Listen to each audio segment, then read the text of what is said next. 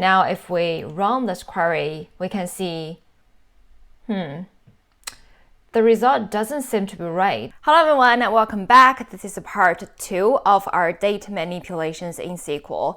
In part 1, which is linked down below, we went through the dates and times conversions and how date math works.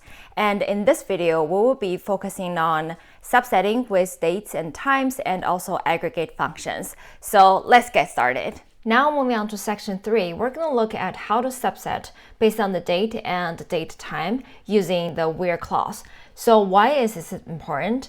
Well, because in our analysis, it's infeasible for us to pull the entire data table into our workflow, right? So we can only subset the certain time period that we're going to be using in our project. So we can achieve that by using the between clause in SQL. So for example, I want to pull all the transactions happened between 2018-601 and 2018-603. So the between clause is inclusive on both sides. So basically this will pull all the transactions in between and also on these 2 days. Now if we run this query, we can see, the result doesn't seem to be right because as we just said, the between is inclusive. So how come we don't pull any 2018-603 in our dataset? Well, this is because we didn't specify any time components in our between clause.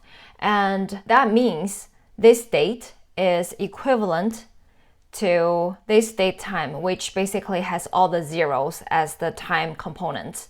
And in human word, this means that you want to pull all the records happened in between 2018-601 and 2018-603, 12 a.m. And since this is smaller than 2018-603, 10 a.m., so this particular record was excluded. Now, in order to fix this, we need to convert our date time to a date by using the function that we just talked about, cast. Here is the syntax, where we cast this date time as a date, and then we specify the 2 dates in between the transactions happen.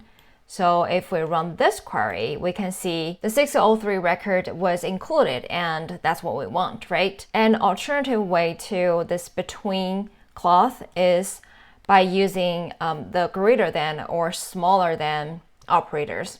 Now to put things together, we can also subset on the calculated time interval. So for example, get me all the records with more than 2 days in between shipping and purchase date. Basically, what we are saying is, okay, calculate the time difference between our login date and our shipping date. And if this date difference is greater than 2 days, then return these records. Okay, so these are the 3 records that have the days delay in between shipping and purchase greater than 2. Now moving on to our last section, which is the aggregate functions with date and time, which is likely to be one of the most useful functionalities in our analysis.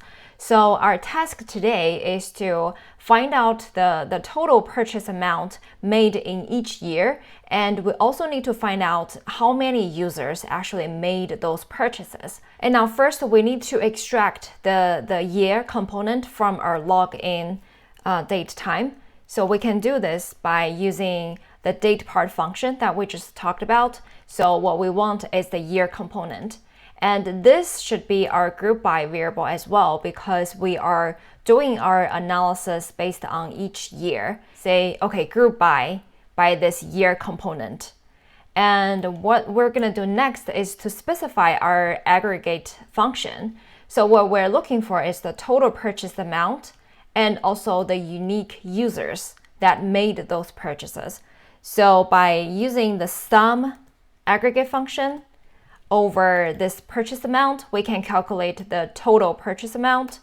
And also, in order to do the user count, what we're going to do is the count function, and we're going to count the distinct username because we don't want to duplicate it. And finally, we're going to, again, order by the year component so that it will give us a pretty output. All right, so now as we can see, so this is the total amount purchased in 2016, and there are 3 unique users who made those purchases. So this way we can do a very preliminary summary level analysis based on the year. And by the same token, we can also add additional group by variable to further segment our analysis. So for example, if we specify this query by adding an additional group by variable, the login month, and again, we're using the month function to extract the integer of this login date, the month of this login date time variable.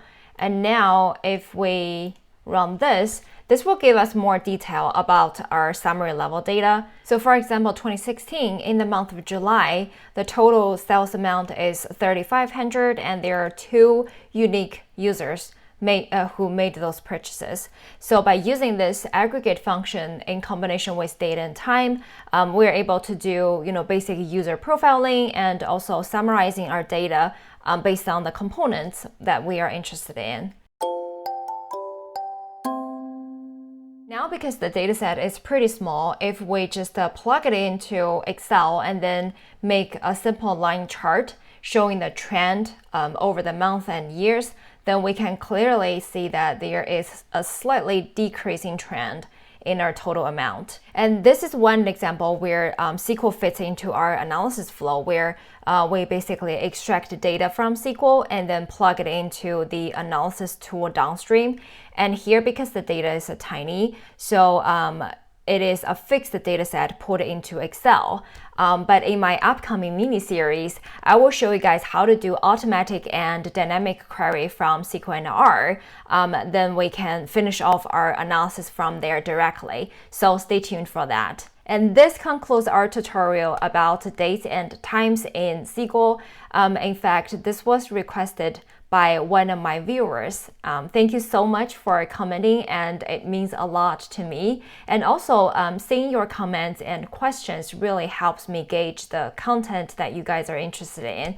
So yeah, leave a comment or questions down below. And also, everything used in this video will be linked in the description section. And don't forget to check the Notion page for a comparison of different SQL platforms. So yeah, see you guys pretty soon in my next SQL and Python mini series. So enjoy. Bye guys.